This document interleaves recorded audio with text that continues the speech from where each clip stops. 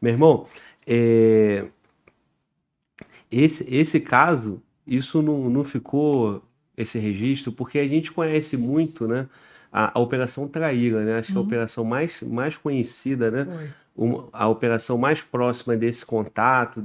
dessa questão ali dentro da nossa fronteira, foi a Operação Foi. Traíra, né? E essa aí ficou esquecida aí na nossa história, né? Ficou. Eu acredito isso é um possível acordo diplomático que tenha sido feito, que determinou que essa ação, por conta de ter acabado com a captura de elementos de forças regulares, fardadas de um exército nacional, de um componente de uma força, né, armada estrangeira.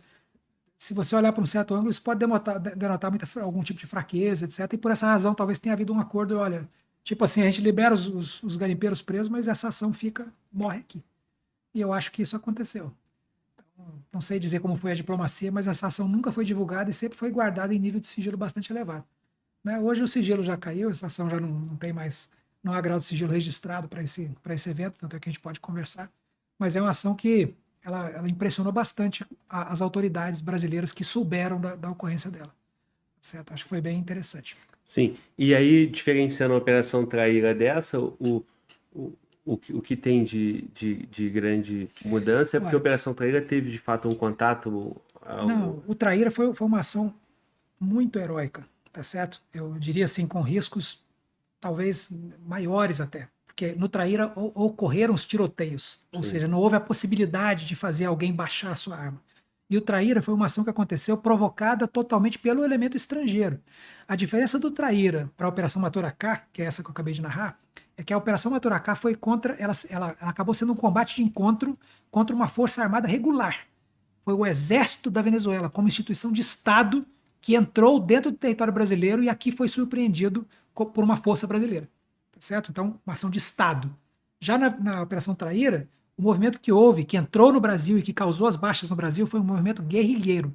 as Então, Farc, né? foi a operação das Forças Armadas Revolucionárias da Colômbia que entraram para causar prejuízo ao pelotão brasileiro, ao destacamento brasileiro que existia no Traíra, que estava prejudicando as suas operações. E ali causaram baixas, ferimentos, etc., que acabaram resultando na Operação Traíra, com a resposta brasileira, inclusive com a participação pesada das forças especiais, que estiveram autorizadas dentro do território estrangeiro fazendo a operação.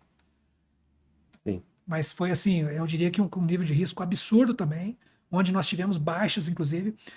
Não foi uma ação de combate, mas para citar uma única baixa, que eu tenho conhecimento, as Forças Especiais perderam o Sargento Duarte, um sargento de Forças Especiais, que numa ação fluvial, tá, a embarcação estava navegando num rio muito complicado de navegar, tá certo, em direção dos possíveis focos do inimigo, lá na busca dos guerrilheiros que tinham feito o ataque.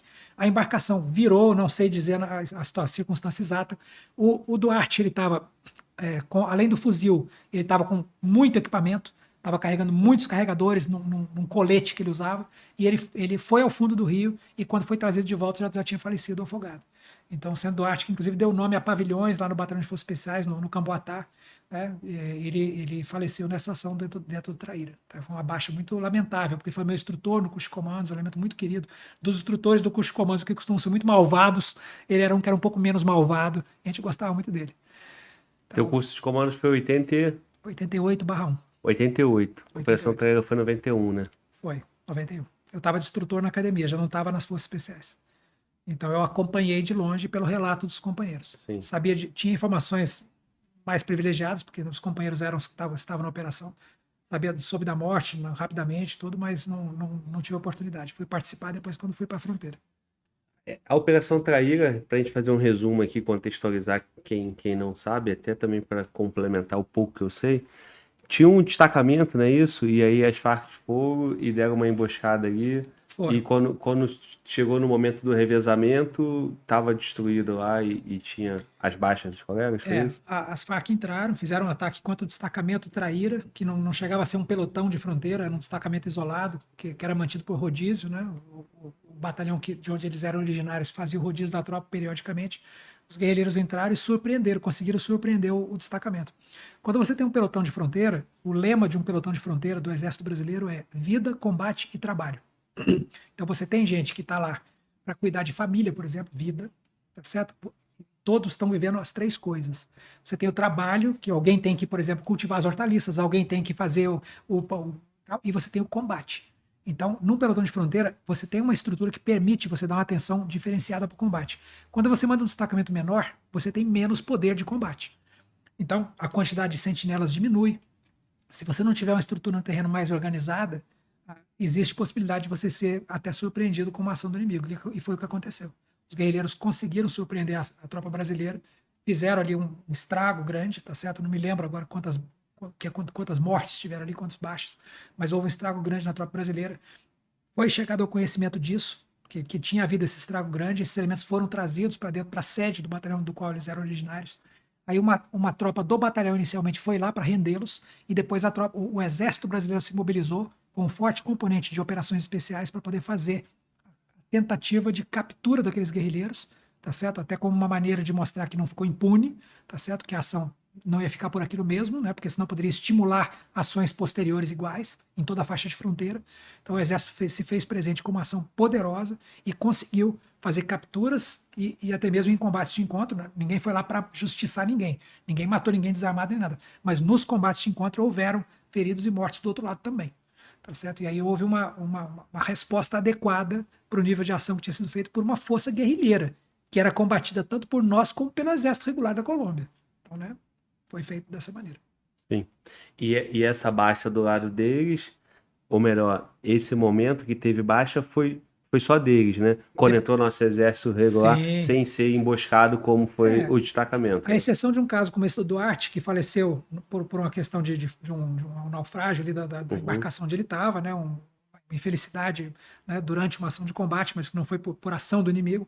A exceção desse caso, as outras baixas foram todas do oponente. Sim. Tá certo? Então, nos combates que tiveram, aí o exército brasileiro, particularmente com suas forças mais adestradas, não teve para ali.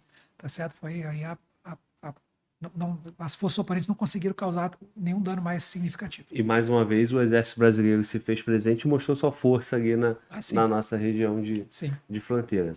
Isso aí é pouco valorizado por nós culturalmente, né? Não tem um filme, não quase tem... desconhecido. Exatamente. No exército nós comemoramos. Tá certo? Tem um dia para isso, onde se comemora esse evento.